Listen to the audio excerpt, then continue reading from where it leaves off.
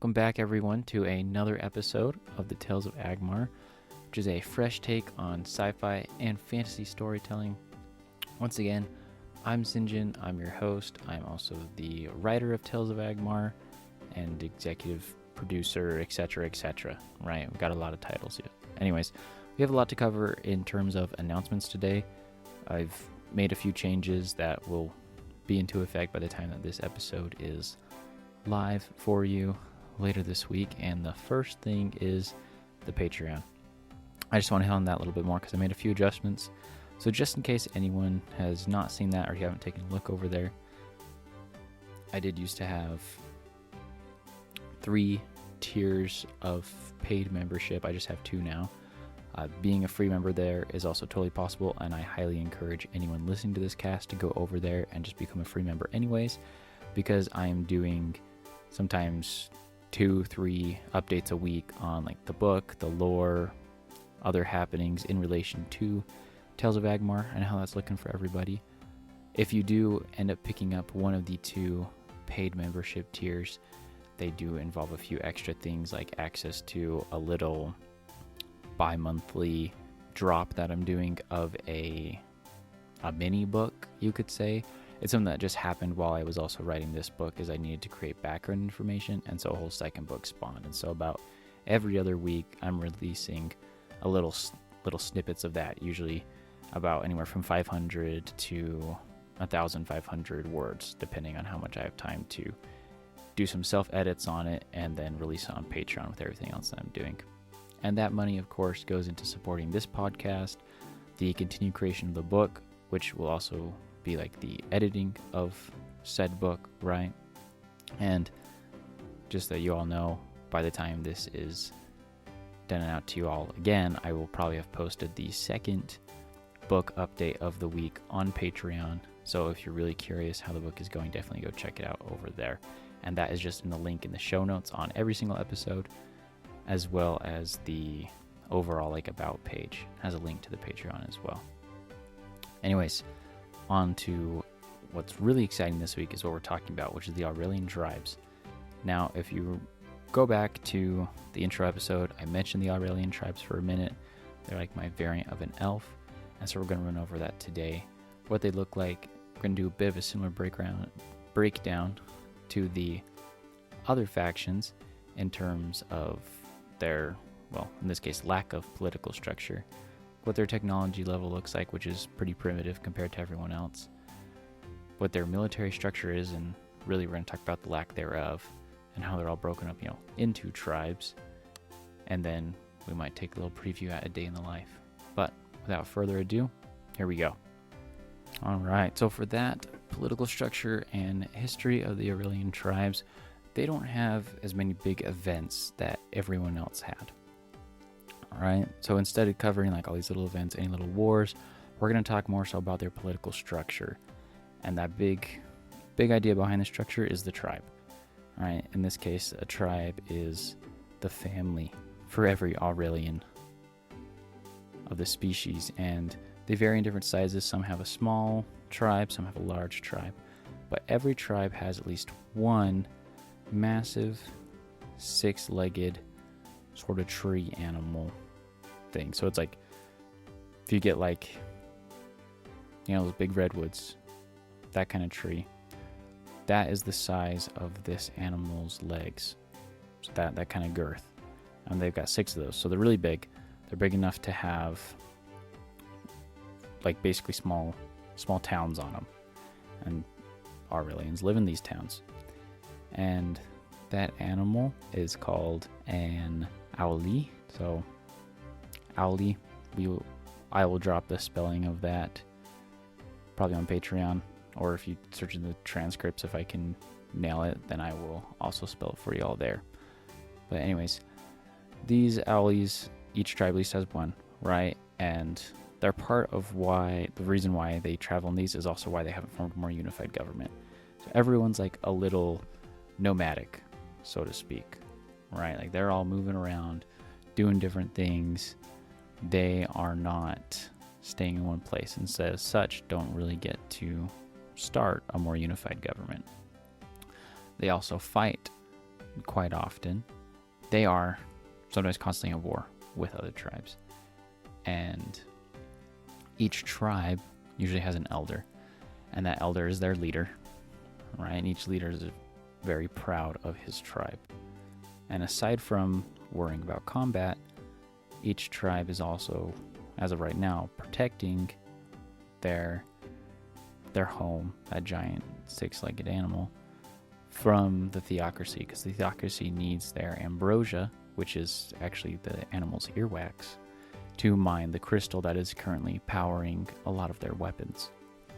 And since the Aurelian tribes know how important the Ambrosia is, and aside from their own culture behind the Ambrosia, which involves the elder being the only one who can mine the Ambrosia, then being an elder is a very high position. And there have been some elders that have sold the Ambrosia from their home, right, their outlet, to be able to get their community into the Theocracy to try to get them a better life.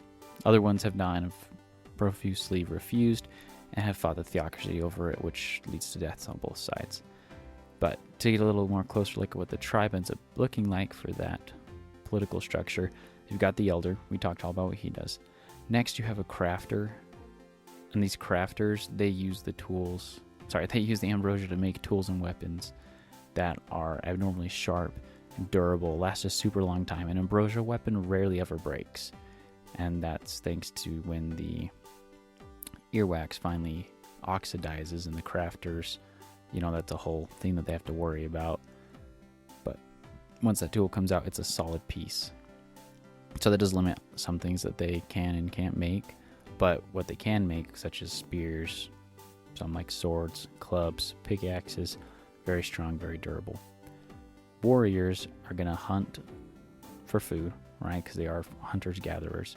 They're also going to fight off and raid other tribes at times, if needs be, or if a tribe is very, very aggressive, they will send warriors out to go hunt and raid other tribes. Harvesters, they're going to be gathering from the surrounding trees when the village moves. So as the village is moving throughout the day, they have these massive trees on the Aurelian Strait as well. By the way, that's where the Aurelians live, is the Aurelian Strait. They bounce from these trees, have different plants growing in them, get different roots from them, maybe go down to the floor, come back up, do that. Now, the forest floor is dangerous, but we will talk about that later. Now, it's pretty normal that whoever's at the top gets the best food, gets the best living spaces, right? So as the elder of the tribe, you usually have like a good little room to yourself, to your family. Other people will maybe living in bunks, may have single family dwellings, but they're like really small and everything. And so that management of living space, aside from all being done by the elder, is very specifically managed. To the untrained eye, it doesn't look like that, but they make sure that they use the space on their outlets very, very well. And that covers it all for the political structure and history. So next we're going to talk about that technology level. So here we've got the technology level, which is going to be primitive. We're going to have to think a little bit more Stone Age. And of course that's Stone Age with Ambrosia instead of a standard Stone Age. Now, their tools are almost always made with Ambrosia of some point.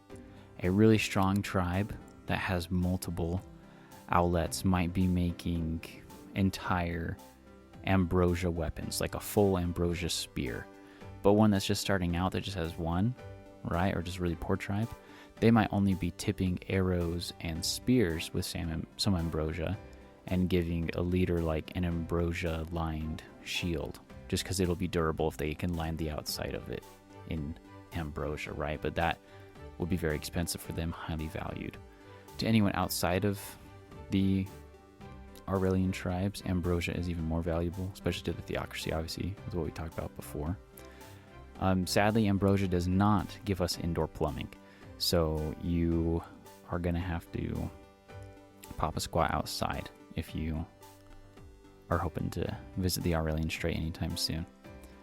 They do have magic in the sense that elders practice a kind of chanting magic that calls on the dragons to help them, and normally that's done with healing little bit of battle chants, like battle meditation, if you're familiar with that concept. Elders do that. Has various effects depending on how many other people are chanting with the elder, as well as whether or not that elder really believes it.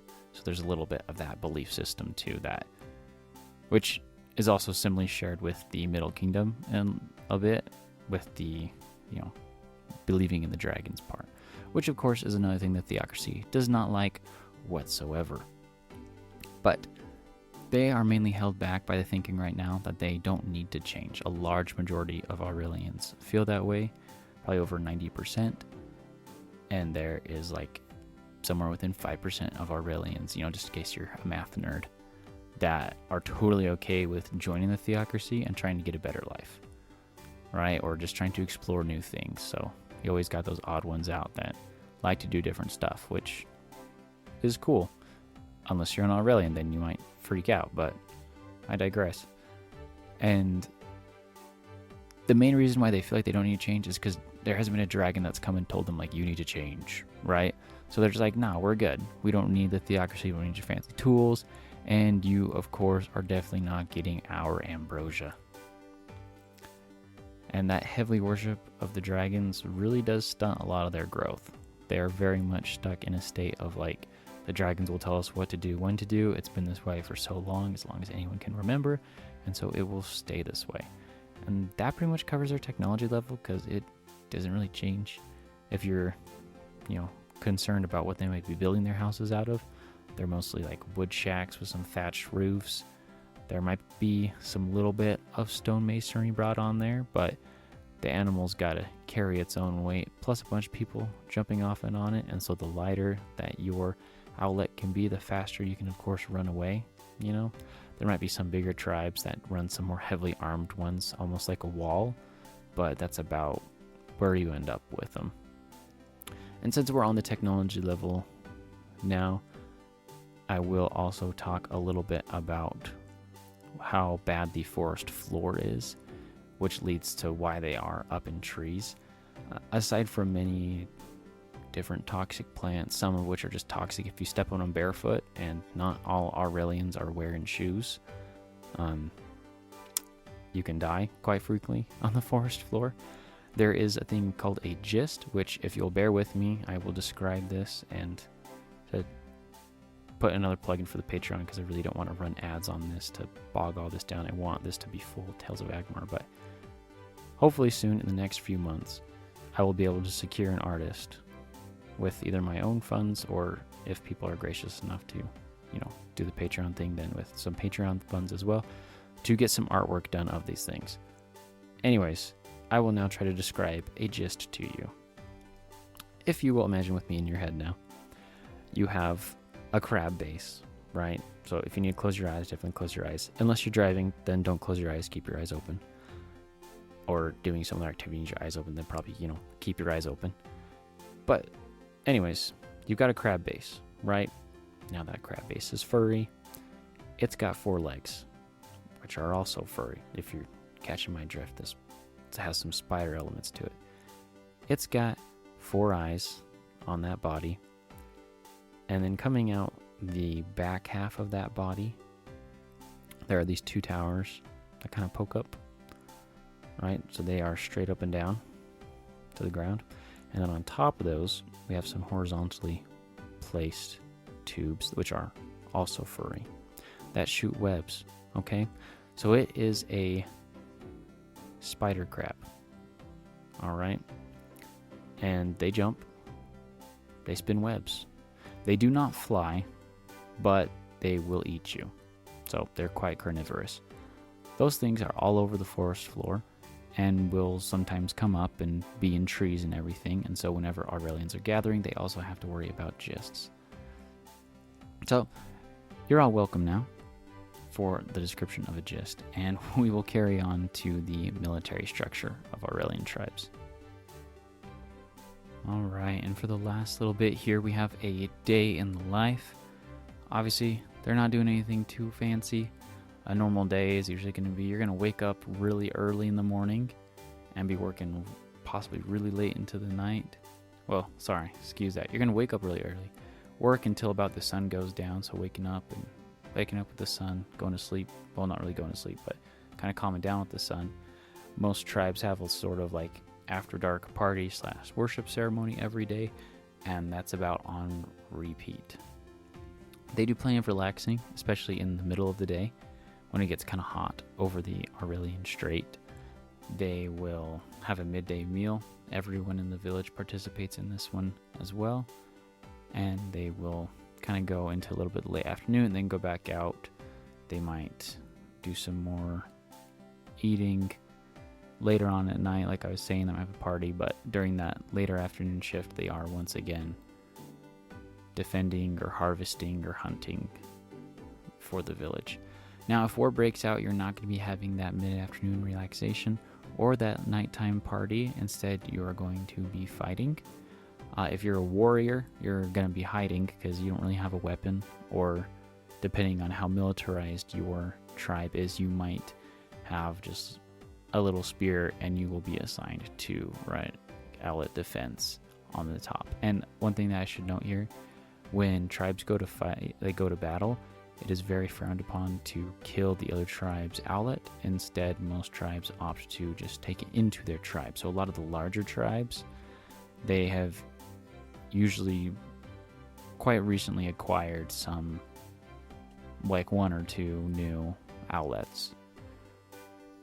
Now, the warriors fight anywhere, like on, around, into villages, as well as any trees around, right?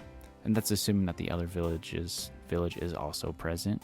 If it's not, and it's an attack that they plan from far away, then they are far away, and so that's not really happening in the attacker's village.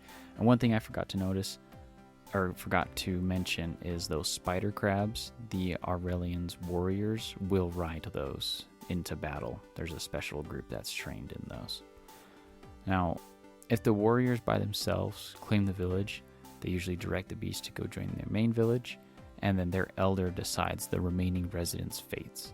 That's always what happens, is anyone who surrenders, any non-combatants, the elder decides their fate, whether or not they join, how they join. If warriors got captured, he decides whether or not those warriors will join his warriors, or if they will just become another harvester or be executed for whatever reason. That is all up to the elder. And that pretty much sums up life as an Aurelian. Thanks so much for coming by. If you've got more questions, you're always free to drop comments. If you have an idea that pops up in your head, or you think something cool is, or you think there is something cool in your head that spawned from listening to this, definitely always feel free to drop that as a comment. I love seeing you guys. One guy a little bit ago dropped his thoughts on what would happen if a Forgeborn had to defend a city, and how that could end up looking, and that was a very interesting concept, and I love that comment. So always happy to listen to those. We've got one last species to cover, and then we are done covering all the species on Agmar, and we're going to be doing that, of course, next week, 7 p.m. Mountain Daylight Time, and that is going to be the Terravan. So I'm really excited. Those are the 4-armed guys, and I can guarantee that you guys will love them. And we also will talk a little bit more about Bartender Steve, who he is and how he plays a role inside of the Tales of Agmar universe. And so he's actually a character in the book, so that'll be the first guy you guys get to meet from the book. He's more of a background character, but I think y'all will enjoy him. Anyways, till next time, again, have a good day, and I'll see you around.